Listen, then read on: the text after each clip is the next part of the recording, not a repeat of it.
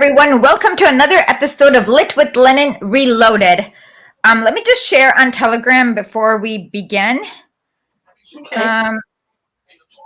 How was your victory day? Oh, it was great. So they basically, I made a little documentary film about Nazi collaborators and how the West protected them, and they showed it, and people really liked it. Yeah, that's cool. Yeah, I'm gonna translate. I'm gonna have to re-narrate everything in English, and I'll put this up like within a month or so. All right. I haven't looked through. I just saw your the post you were making on Twitter, but I haven't had a chance to look through it yet. So So basically, even before the war began, the West, I mean, I don't even know why the U.S. and UK actually. I mean, they opposed Hitler the same way Coke opposes Pepsi, in that they're not opposed to the concept of soft drinks, but they just don't want the other guy to take their market share. Yeah. And so Winston Churchill even thought about nuking the Soviet Union with Operation Unthinkable. And even before the war ended, so basically the U.S. really didn't do shit until they saw that the Soviet Union crossed into the border of Romania, and then they're like, "Oh, psych! We need to now try to." That means they're if we don't do crap, the Soviet Union is going to liberate all the countries in Western Europe. So we have to kind of save some countries in Western Europe for capitalism, and that's kind of when they kind of decided to do it. And like I said, if you look at the distance between France and Germany, they landed in Normandy in 1944, and it took them a year to just go to Germany. At the same time, Soviets liberated Romania, Bulgaria, Poland, Austria, Moldova, all those countries in between.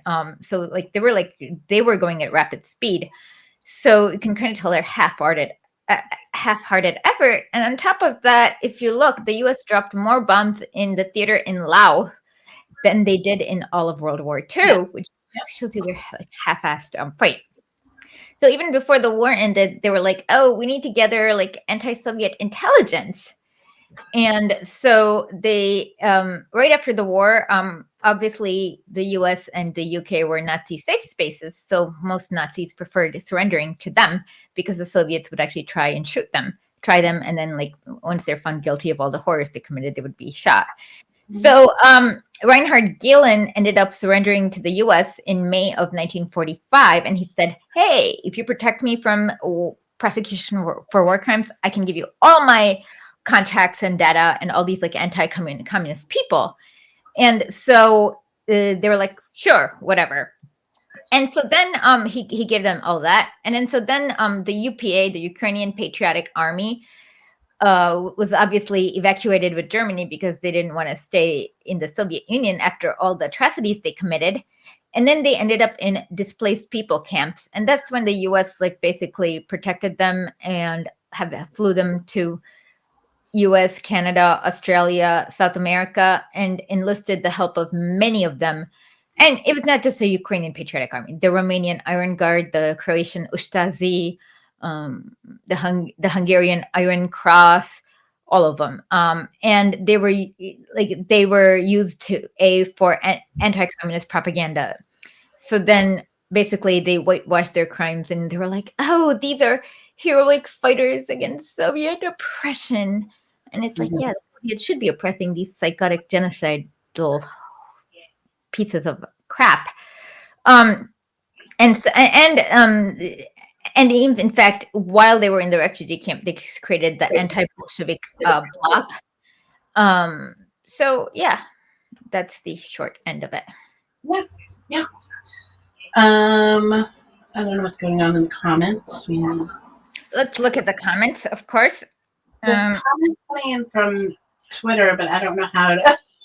Okay. Oh yeah. As Daryl Davis said last week, Yugoslavia is France without D-Day. Albania is Italy without D-Day. Yes, basically, Albania and Yugoslavia liberated themselves. It's kind of funny because some Nazi on Twitter was showing what happened after liberation. And then they put the Soviet flag on Albania and Yugoslavia, and it's no, the Albanian partisans and Enver Hoxha was one of the main partisans who liberated Albania. And Yugoslavia also, like 99.5% of it was basically Yugoslavian partisans, and they liberated themselves. Mm-hmm. Italy liberated themselves too, mostly, but then the U.S. came in and enacted Operation Gladio and we put back in capitalism and so forth. Yeah, for sure. One of the great movies there was about how they talk about France. Well, Mhm. white people in France fought on Hitler's side. Charles de Gaulle actually went to all the colonies and asked African people, "Hey, will you fight on our side? And I promise after we defeat Hitler, I will give you independence."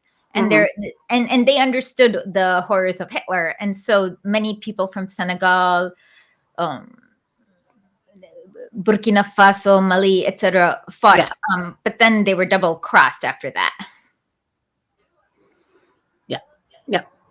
Do you want to start? Because we have a big part to read.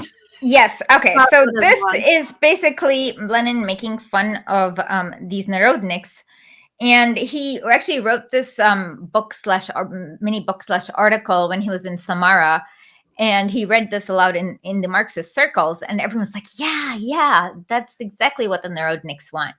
Mhm. Lenin had a personal issue with Narodniks because, unfortunately, his brother Alexander had fallen into the Narodnik circle, and Narodniks had really stupid ideas.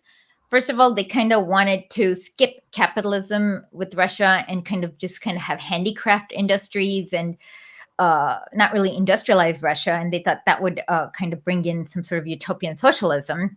Mhm. And the second thing is that they ended up creeping out peasants a lot by like having city dwellers wear peasant gears and just like being weird with them.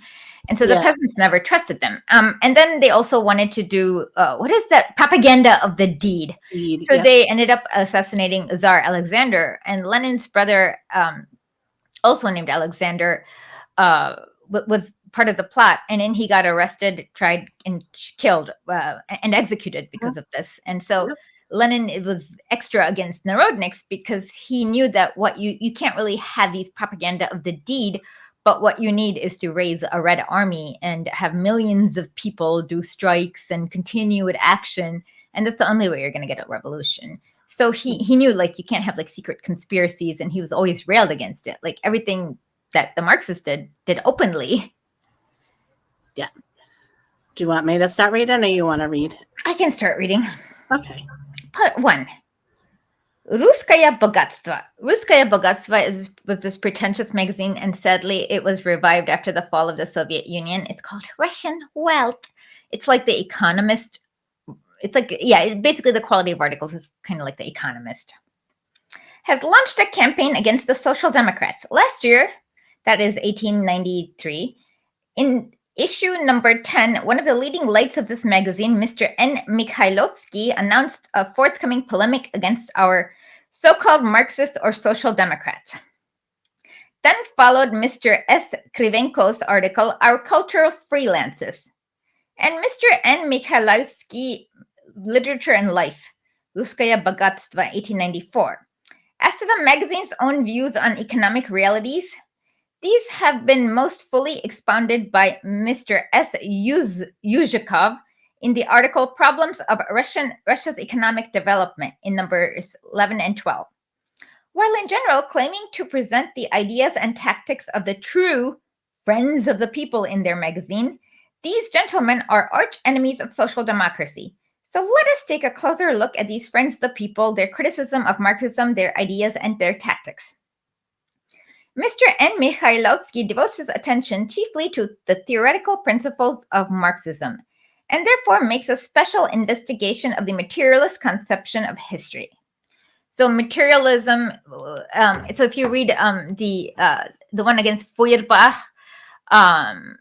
Marx and Engels make fun of the idealism, and they talk about why history needs to be studied in a material way, as then you have to kind of look at what causes historical events are not just a series of unfortunate events, but rather they have causes, they have forces, they have opposing forces, and eventually one of these forces ends up pushing forward, and that's what causes the historical event.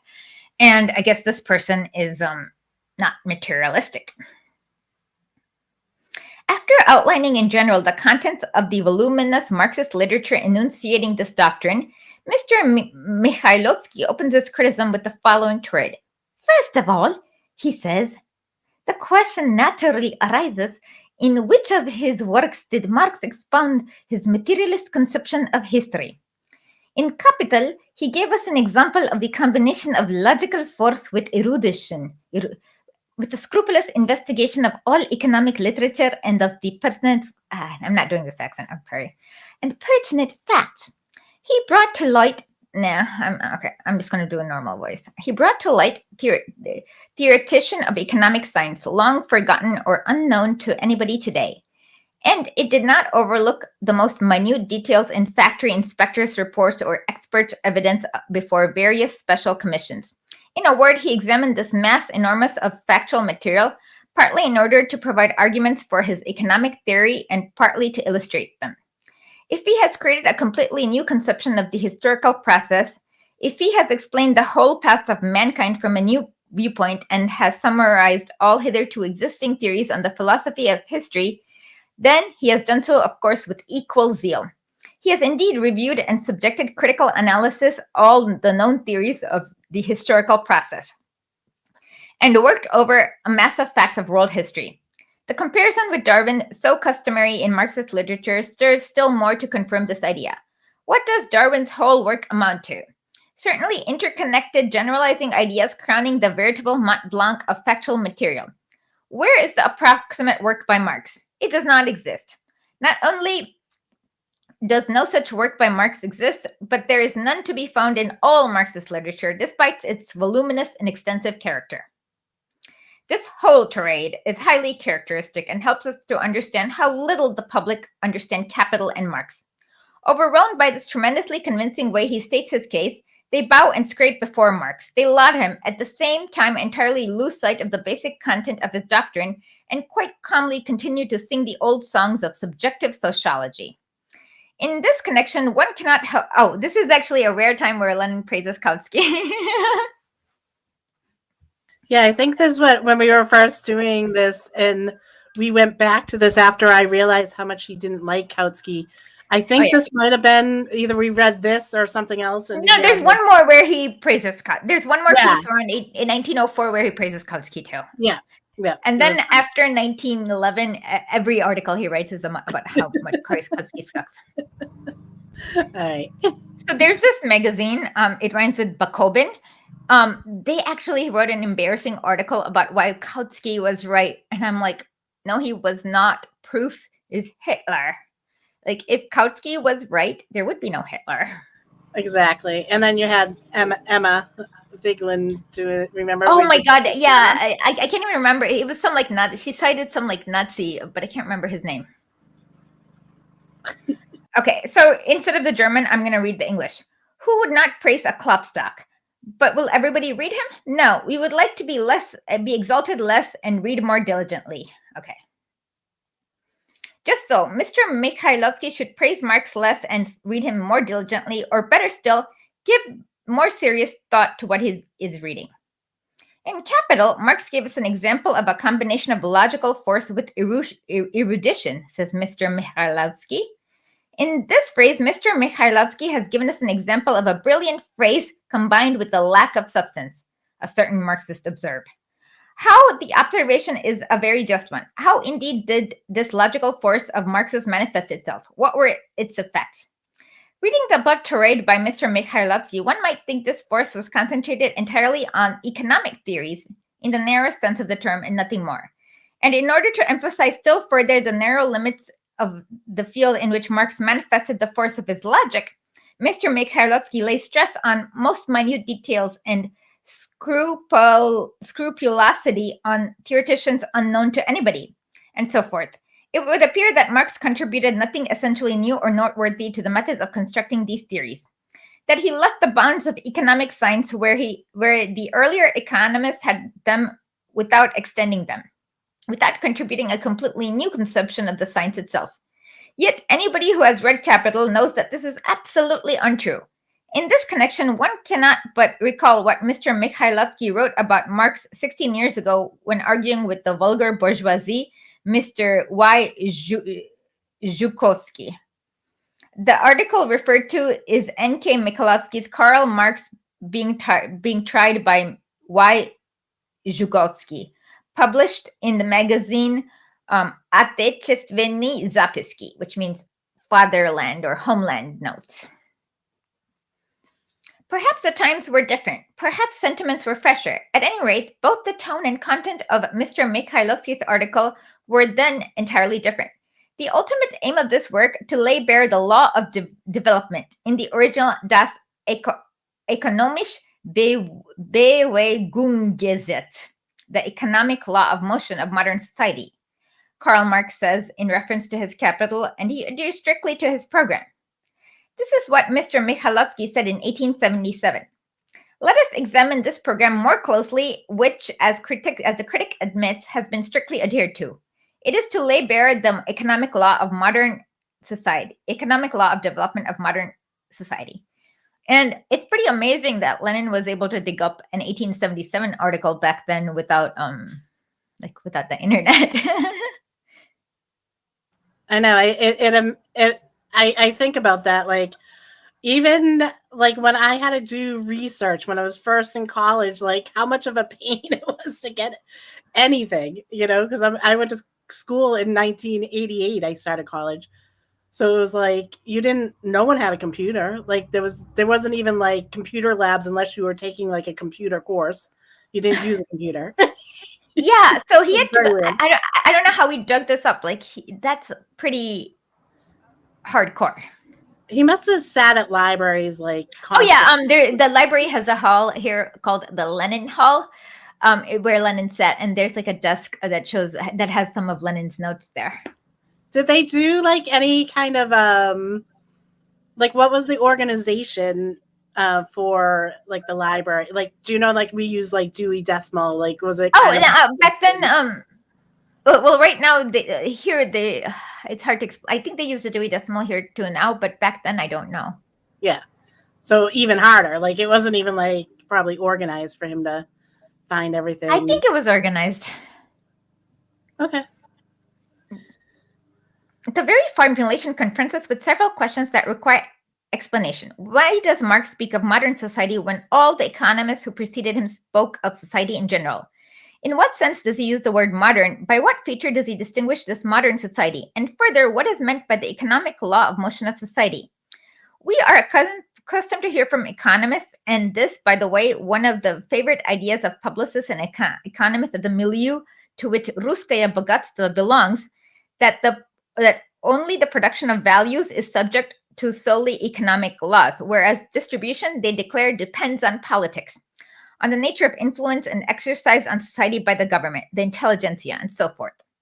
In what sense, then, does Marx speak of the economic law of motion of society, referring to this law as Naturgesetz, a law of nature?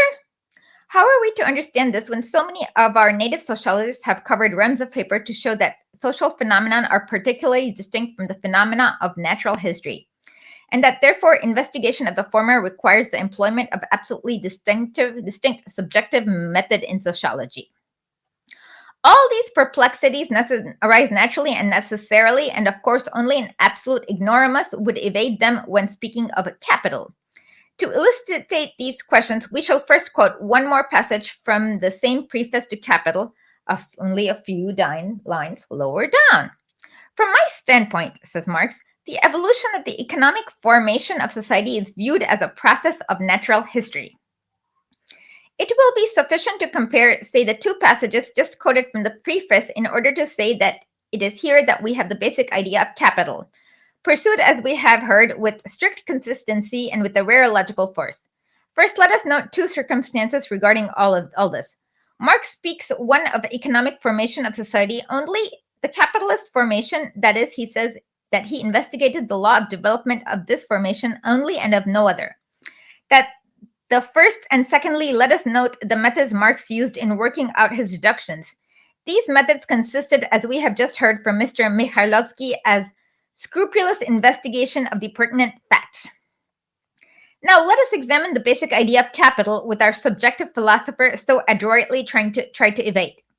In what, properly speaking, does the concept of economic formation of society consist? In what sense can and must the development of such formation be regarded as a process of natural history? Such are the questions that now confront us. I have already pointed out from the standpoint of the old, not old for Russia, economists and sociologists, the concept of economic formation of society is entirely superfluous. They talk of society in general.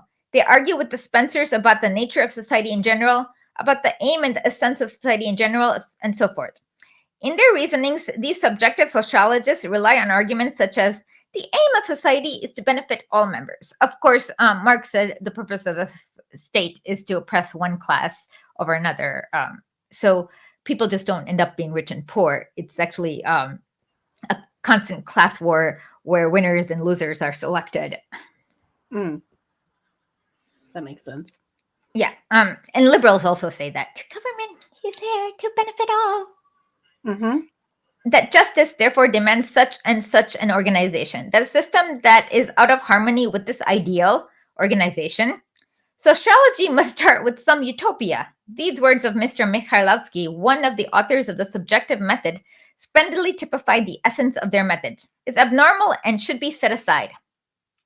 The essential task of sociology, Mr. Mikhailovsky, for instance, argues, is to ascertain the social conditions under which any particular requirement of human nature is satisfied. As you see, what interests this sociologist is only a society that satisfies human nature and not all some strange formations of society, which, moreover, may be based on the phenomenon so out of harmony with human nature as the enslavement of the majority by the minority. One digression. Michael Parenti has a great lecture on human nature. Have you heard that? Yeah. We talk on TikTok a lot. It comes up because they are always, people always are coming into the lives like, people are greedy. The human nature is greedy. It's really funny. People like having socialism is against human nature, but in the wild, like before civilization, they found fossils of ancient humans who had broken bones healed. And broken bones, like if they weren't taken care of by other members of society, their broken bones would not have healed and they would not have been able to like hunt again. So why is that not human nature? Yeah. No, and they found a lot of that, like a lot of like, someone that was like obviously like severely, deformed and stuff, and they were like carefully buried, and they lived to their 30s, which is huge for those days, you know what I mean? And the sheer fact that humans are adaptable. It's not human nature. If you reward greed, we're gonna be greedy. We're gonna want it, and there's still people that are not greedy, because I don't find, even in capitalism, I don't find myself being greedy. Like that's not. But if humans are greedy, then you need to build a society and government that curbs down on the greed. Exactly. You don't need to incentivize it like everyone that kisses Musk's butt. You know what I mean? Like he's just a human, and he just has lots of money, and I don't know. Exactly.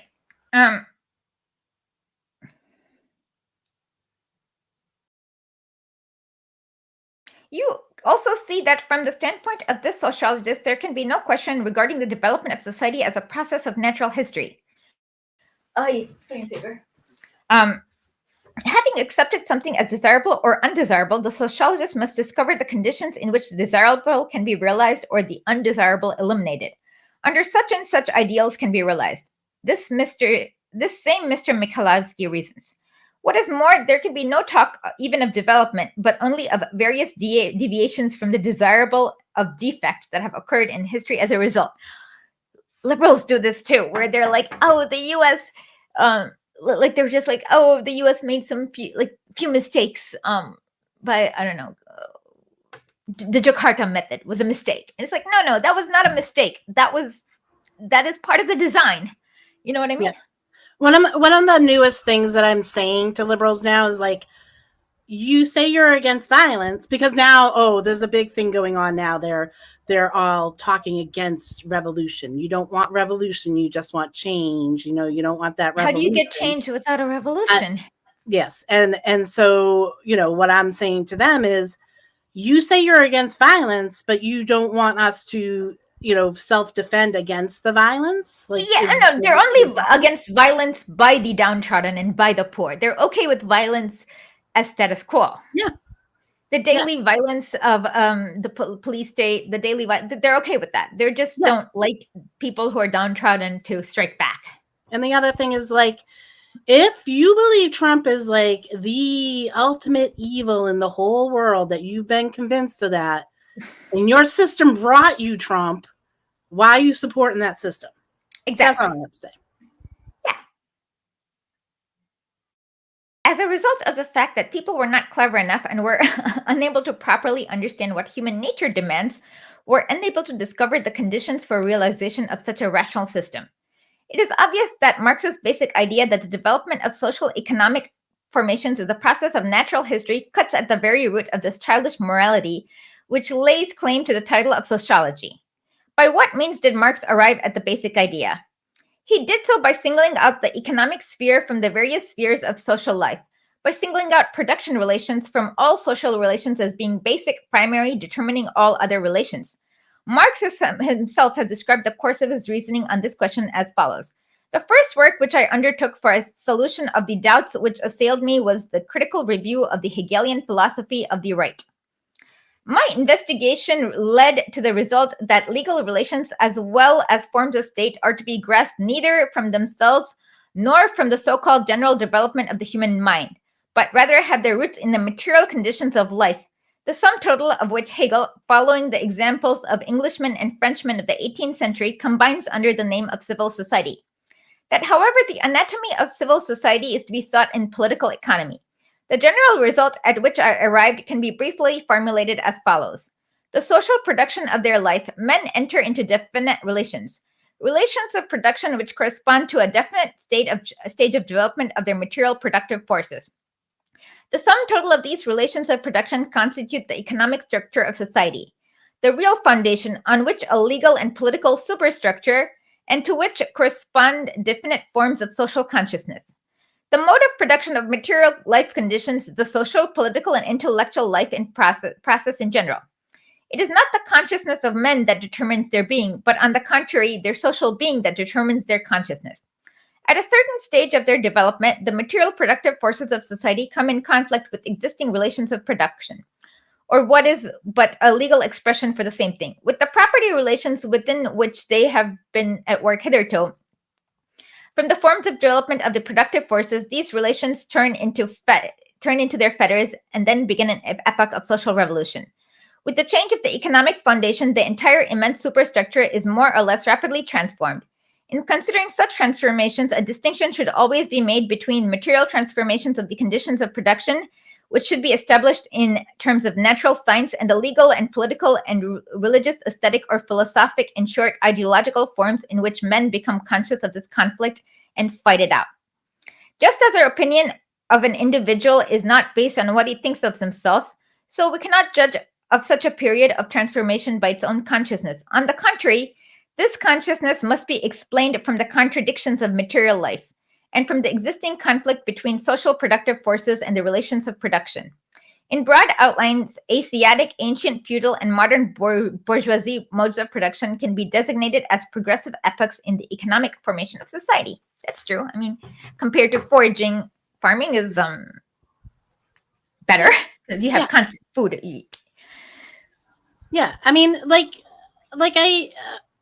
I would go through my head when I wasn't understanding everything, and you think of industrialization, and it sounds scary because it comes with the capitalism. So you're like, oh, was it okay to do? But that's the whole thing. Yes.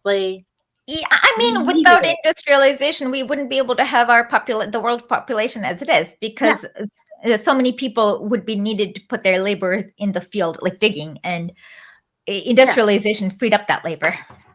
So, so you just have to realize, Yeah, I mean, the system kind of stinks that we're under with the industrialization. We could have done it a little easier in other forms of. I mean, the industrialization, the way it happened in the 1800s or 1700s is pretty horrific, but it happened for a reason. Yeah. Industrialization can be used to let children go to school instead of working in farms, etc. Yeah. The idea of materialism in sociology in itself is a stroke of genius. Naturally, for the time being, it was only a hypothesis, but one which created such a possibility of strictly scientific approach to historical and social problems. Hitherto, not knowing how to get down to those simplest primary relations, such as those of productions, the sociologists undertook investigation and study of political and legal forms and stumbled on the fact that these forms emerged from certain mankind's ideas in the period question. And then there they stopped. It appeared as if social relations are consciously established by men. But this conclusion fully expressed the idea of contract social. Contract social, one of the chief works of Jean-Jacques Rousseau, full title is Du contrat social et principe du droit politique, the social contract or principles of political law. It was published in Amsterdam in 1762, translated into Russian in 1906. The main idea of the book was the assertion that every social system should be a result of a free agreement of a contract between people. Fundamentally idealistic though it was, the social contract theory advanced in the 18th century on the eve of the French bourgeoisie revolution. Nevertheless, played a revolutionary role. It expressed a demand for bourgeoisie equality, the abolition of privileges of feudal estates, and the establishment of the bourgeoisie republic. Yeah, I didn't sign a social contract.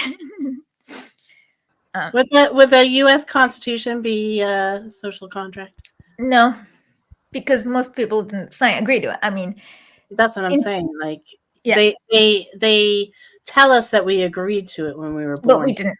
I haven't. Traces of which are noticeable in all systems of utopian socialism, was in complete contradiction to all historical observations. It never has been the case, nor is it now, that members of society conceive the sum total of the social relations in which they live as some definite integral pervaded by some principle. On the contrary, the mass of people adopt themselves to these relations unconsciously. Yeah, when you eventually got farming, people were like, "Oh, I'll be a farmer, and I'll be a." Well, it's like, yeah, I mean, they went into the industry, they started moving in because they couldn't do their artisan stuff anymore, so they moved into the cities and stuff. Exactly. Yeah. And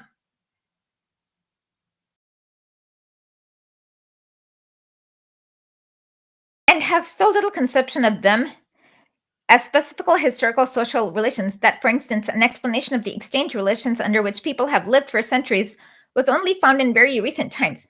Materialism removed this contradiction by carrying the analysis deeper, to the origin of man's social ideas themselves, and its conclusion that the course of ideas depends on the course of the thing that is only compatible with scientific psychology. Further, and from yet another aspect, this hypothesis was the first to elevate socially to the level of a science. Hitherto, sociologists had found it difficult to distinguish the important and unimportant in the complex network of social phenomena.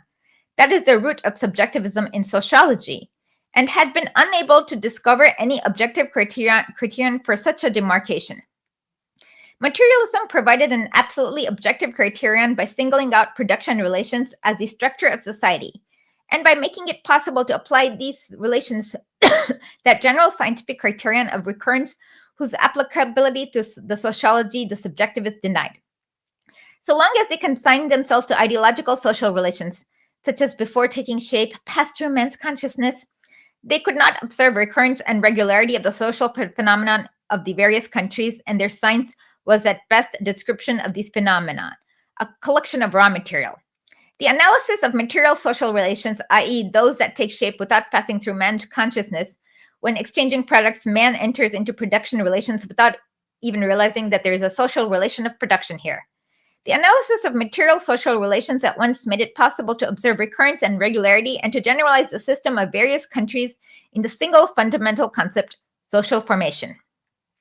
It was this generalization alone that made it possible to proceed from the description of social phenomenon and their evaluation from the standpoint of an ideal to the strictly scientific analysis, which isolates, let us say by the way of example, that which distinguishes one capitalist country from another and investigates that which is common to all of them.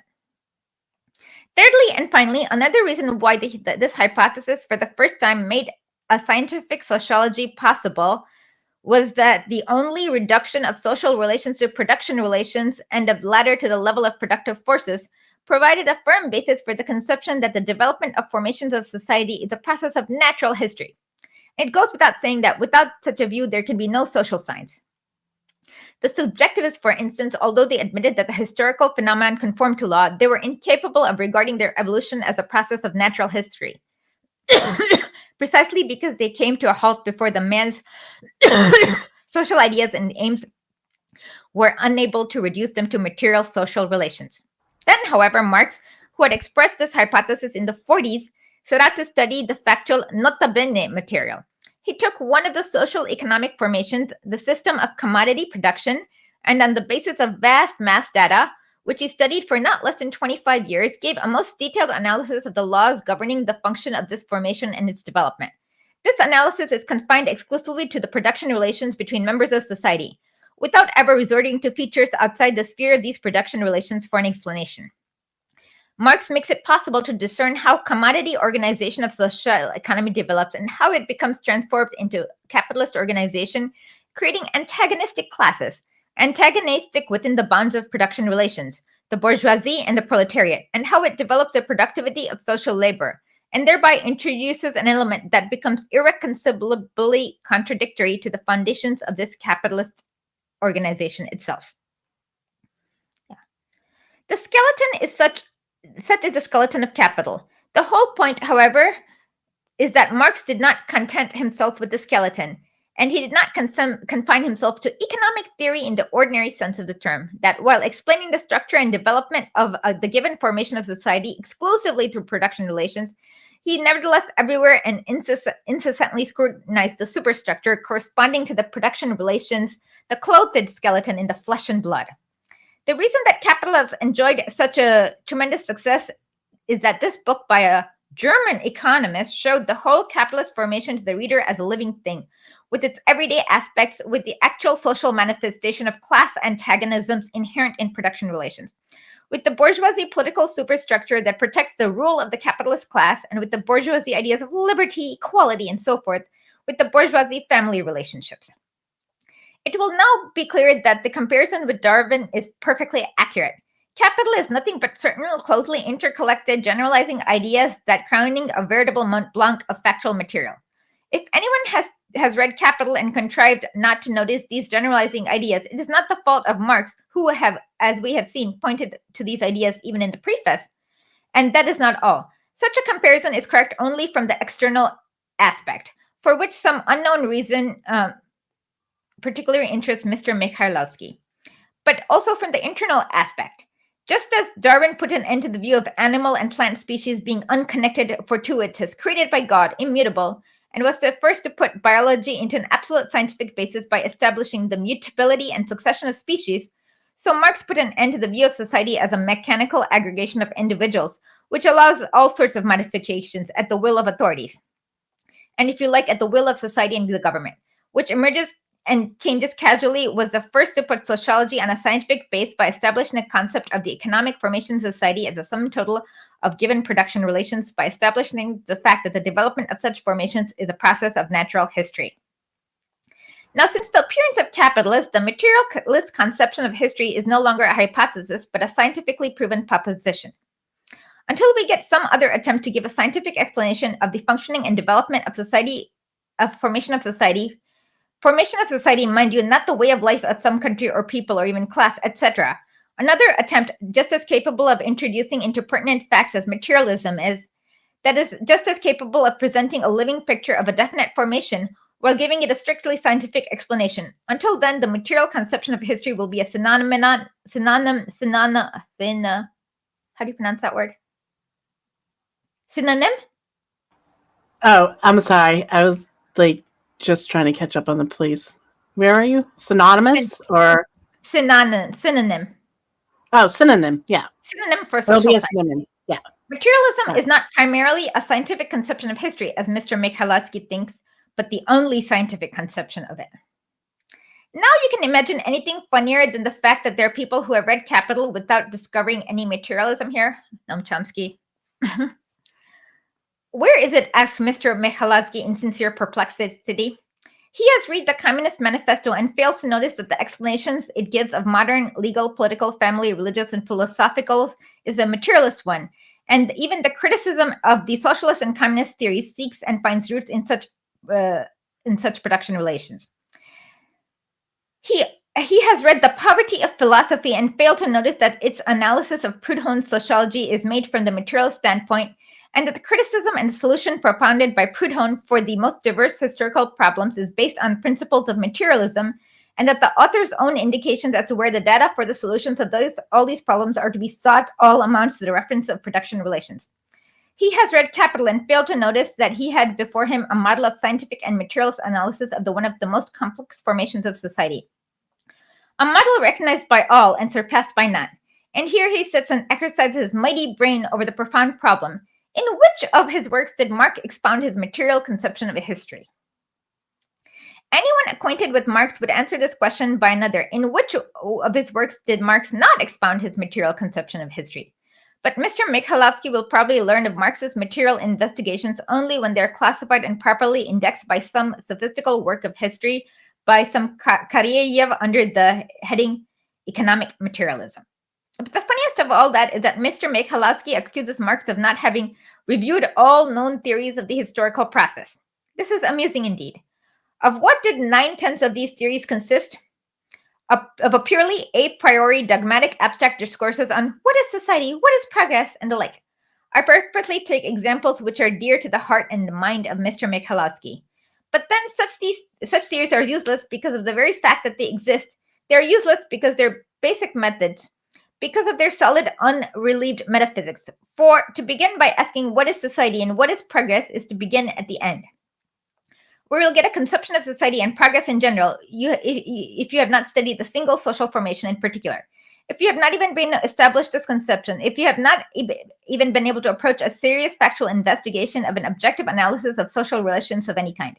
This is the most obvious symptom of metaphysics, in which every science began. As long as people did not know how to set about studying the facts, which they always invented a priori general theories, which always sterile. The metaphysician chemist, still unable to make a factual investigation of the chemical process, concocts a theory about a chemical affinity as a force. The metaphysician biologist talks about the nature of life and the vital force. The metaphysician psychologist argues about the nature of the soul. Here it is the method itself that is absurd. You cannot argue about the soul without having explained the physical processes in particular. Here, progress must consist precisely in abandoning general theories and philosophical discourses about the nature of the soul and being able to put the study of the fact about particular psychical processes on the scientific footing.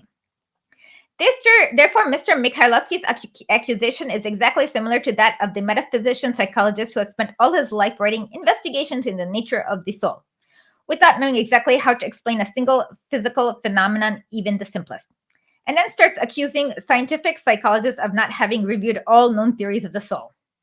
He, the scientific psychologist, has discarded philosophical theories of the soul and set about making a direct study of the material substratum of the physical phenomenon, the nervous process, and has produced, let us say, an analysis of the explanation of some one or more psychological processes. And our metaphysician psychologist reads this work and praises it. The description of the processes and the study of the facts, he says, are good, but he is not satisfied. Pardon me, he explains, excitedly hearing people around him speak about the absolutely new conception of psychology produced by the scientist, of his special method of scientific psychology. Pardon me, the philosopher cries heatedly. In what work is this method expounded? Why, this work contains nothing but facts. There's no trace of it of a review of all known philosophical theories of the soul. It is not at all appropriate. It is not the appropriate work at all. Libertarians love to do this with their libertarians love to do this with their non-aggression principle. Yeah. Just remember, I'll read for a little bit if you need me to. Yeah, you read now. Okay. All right. In the same way, of course, neither is capital the appropriate work for the metaphysician sociologist who does not realize the sterility of a priori arguments about the nature of society and does not understand that such methods, instead of contributing to a study and elucidation on the problem, only serve to insinuate into the concept society either the bourgeois ideas of the British shopkeeper or the petty bourgeois socialist ideas of the Russian Democrat, and nothing more. That is why all these theories of the philosophy of history arose and burst like soap bubbles, being at best a symptom of the social ideas and relations of their time, and not advancing one hair's breadth man's understanding of even a few but real social relations, and not such a harmonize with human nature. That sounds like like they want to just Well, for bourgeoisie, yeah, they like society as the way it is. So they don't really want to figure out why things happen. They just want to justify society as it is. Yeah. And they're like, oh, it's all this imaginary contract you all signed in your past life. Yeah. The gigantic step forward taken by Marx in this respect consisted precisely in that he discarded all these arguments about society and progress in general and produced a scientific analysis of one society and of one progress, capitalist. And Mr. Michalowski blames him for beginning at the beginning and not at the end, for having begun with an analysis of the facts and not with final conclusions, with a study of particular historically determined social relations and not with general theories about what these social relations consist of in general. And he asks, where is the appropriate work? Oh, most wise subjective sociologist. If our subjective philosopher had confirmed himself to mere perplexity as to where in which work materialism is substantiated, it would not have been so bad. But despite the fact that he did not find even an exposition, let alone a substantiation of the materialist conception of history anywhere, and maybe just because he did not, he begins to ascribe to this doctrine claim which has never made.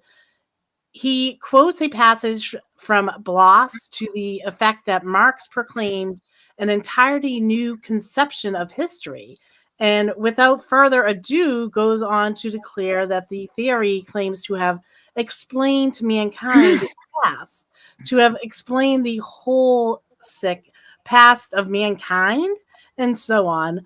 But this is utterly false. The theory only claims to explain the capitalist social organization and no other. If the application of materialism to the analysis and explanation of one social formation yielded such brilliant results, it is quite natural that materialism in history already ceases to be a mere hypothesis and becomes a scientifically tested theory. It is quite natural that the necessity for such a method extends to other social formations, even though they have not been subjected to special factual investigation and detailed analysis. Just as the idea of transformation, which has been proved in relation to quite a large number of facts, it's extended to the whole realm of biology, even though it has not yet been possible to establish with precision the fact of their transformation for certain species of animals and plants. And just as transformism does not at all claim to explain the whole history of the formation of species, but only to place the methods of this explanation on the scientific basis, so materialism in history has never claimed to explain everything, but merely to indicate the only scientific, to use Marx's expression, capital, method of explaining history.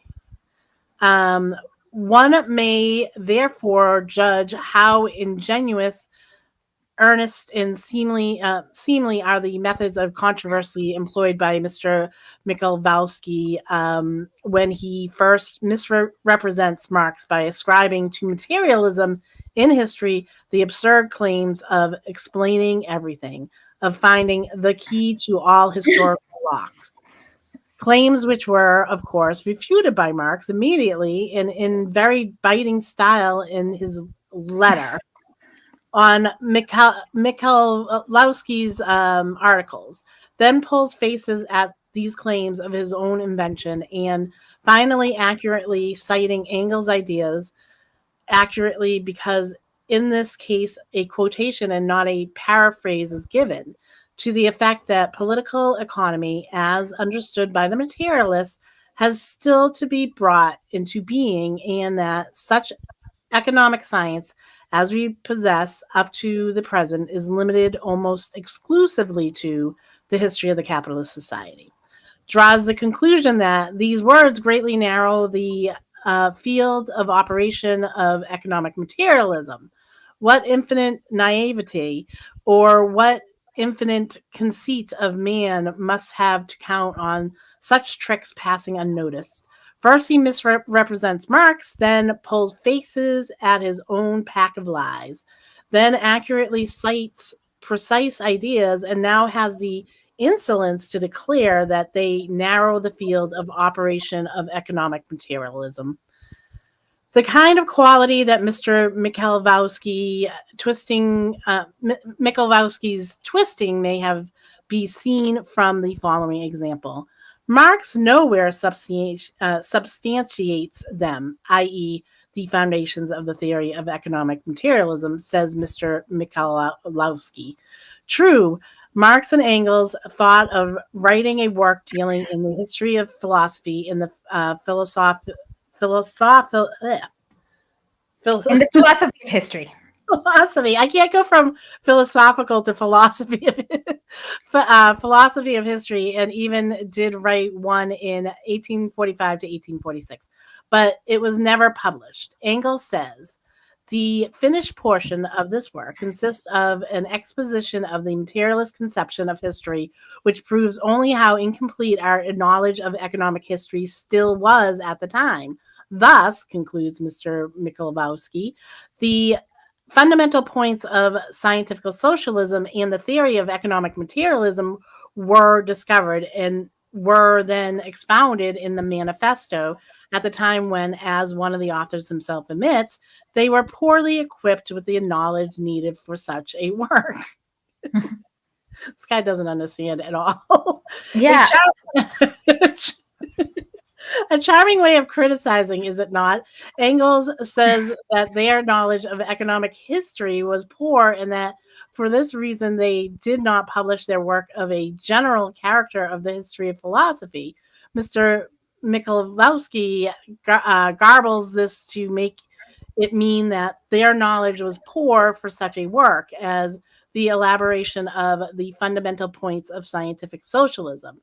That is, of a scientific criticism of the bourgeois system, already given in the manifesto. One of the two things, either Mr. Michalowski cannot grasp the difference between an attempt to embrace the whole philosophy of history and an attempt to explain the bourgeois regime scientifically, or he imagines that Marx and Engels possessed insufficient knowledge for criticism of political economy. In that case, it is very cruel of him not to equate us with his views on this insufficiency and with his amendments, and not to acquaint us with his views on the and additions. The decision by Marx and Engels not to publish their work on the history of philosophy and to concentrate all their efforts on the scientific analysis of one's social organization is only indicative of a very high degree of scientific consciousness. Mr. Michalowski's decision to twist this by a little addition that Marx and Engels expounded their views while themselves confessing that their knowledge was inadequate or elaborate to elaborate them is only indicative of methods of controversy which testify neither to an intellect nor to a sense of decency.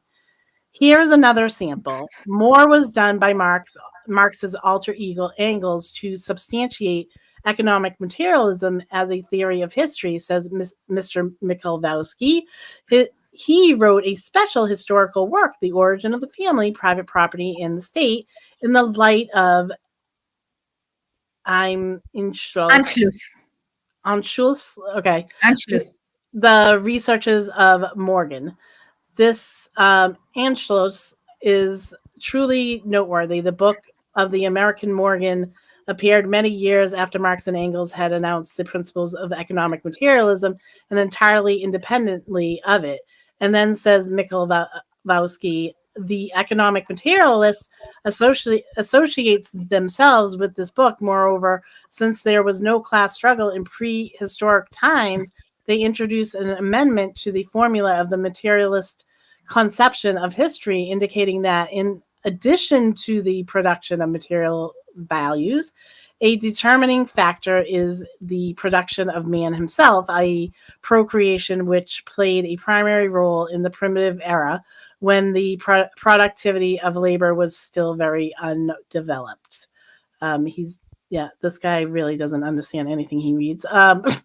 Engels says that Morgan's great merit lies in having found in the groups based on ties of sex of the North American Indians the key to the most important, hitherto insoluble riddles of the earliest Greek, Roman, and German history. And so, quoth Mr. Michalowski, in this connection, at the end of the 40s, an absolute new materialist and truly scientific conception of history was discovered and proclaimed, and it did for historical science what Darwin's theory did for modern natural science. But this conception, Mr. Michalowski once more repeats, was never scientifically substantiated. Not only was it never tested in a large and verified field of factual material. How exactly are you supposed to test? Are you supposed to have a control country and a experimental country? I don't even. Okay. Capital is not the appropriate work. Not the appropriate work. It contains only facts and painstaking investigations, but was not even sufficiently motivated by at least a criticism and exclusion of other systems of the philosophy of history. Yeah, so this book is referring to Engels' troll book about anti-Dühring. Yeah. So the Dührings. Yeah, I'm not going to read all that German. Dühring Umwälzung der Wissenschaft. Okay. I did not read it properly, but I will. Represents only witty attempts made in passing, and Mr. Michalowski therefore considers it possible to ignore completely the mass of essential questions dealt with in that work, despite the fact that the witty attempts very wittily show the emptiness of sociologies which start with utopias. And despite the fact that this work contains a detailed criticism of the force theory, which asserts that political and legal systems determine economic systems and is so zealously professed by the gentlemen who write in Ruskaya Bogatstva. Okay, that's the wealthy Russian. Russian wealth. Of course, it is much easier, is it not, to utter a few meaningless phrases about a work than to make a serious examination of even one of the problems materialistically solved in it. And it is also safe, for the censor will probably never pass a translation of that book, and Mr. Michalowski may, without fear for his subjective philosophy, call it a witty book. Did they that's Dühring, right? Is that anti-Dühring? Yeah, the book is anti-Dühring, basically, where he makes fun of all the ideological philosophers of his day. Mm-hmm. Yeah, and ideological philosophy is just like mental masturbation, in my opinion. Even more characteristic and edifying as an illustration to the saying that man was given a tongue to conceal his thoughts or to lend vacuity the form of thought are his comments on Marx's Capital. There are brilliant pages of history in Capital, but that wonderful but, it is not so much a but as that famous mais, which translates into Russian meaning the ears never grow higher than the forehead. By virtue of the very purpose, I'm sorry, give me 1 second. By virtue of the very purpose of the book, they are devoted to only one definite historical period and not so much affirm the basic propositions of economic materialism as simply touch on the economic aspect of a certain group of historical phenomena. In other words, Capital, which is devoted solely to the study of capitalist society, gives a materialistic analysis of the society and its superstructures, but Mr. Michalowski prefers to pass over this analysis. It deals, don't you see, with only one period, whereas he, Mr. Michalowski, wants to embrace all periods and to embrace them in such a way as not to speak of any one of them in particular. Of course, there is only one way to achieve this aim, i.e. to embrace all periods without practically dealing with any one of them, and that is by uttering commonplaces and phrases brilliant in empty. I'm sorry, I'm like having a... And nobody can compare with Mr. Michalowski in the art of dismissing matters with phrases. It seems that it is not worth dealing separately with Marx's investigations because Marx, not only not so much affirms the basic propositions of economic materialism as simply touches on the economic aspects of a certain group of historical phenomena. What profundity does not affirm, but simply touches on how simple it really is to obscure any issue by phrase mongering. For instance, when Marx repeatedly shows how civil equality, free contract, and similar principles of the law-governed state are based on relations among commodity producers, what is that? Does he thereby affirm materialism or simply touch on it? With his characteristic modesty, our philosopher refrains from replying on the substance of the matter and directly draws conclusions from it. His witty attempts to talk brilliantly and say nothing. Do you want to look at comments too at some point? Yeah, let's look at the comments and let's stop here just because I'm tired. I didn't eat and so I'm crashing, but next week I will eat so we can go on longer. Yeah, we'll finish part 1 next week and that'll be good because I don't know what's going on. I was having like spots in my eyes, so I was like, yeah, I noticed. There are no comments hitherto. No new comments. Yeah. Okay. All right. Yeah. So yeah, it's always this idea. And the U.S., like the way history is taught in the U.S., like as a series of unfortunate events, makes sure that you don't understand the material causation between these events. Yeah. Okay. Well, okay. We'll bookmark this and we'll continue next week. Yeah. Sounds good to me. All right, everyone. Bye-bye. Bye.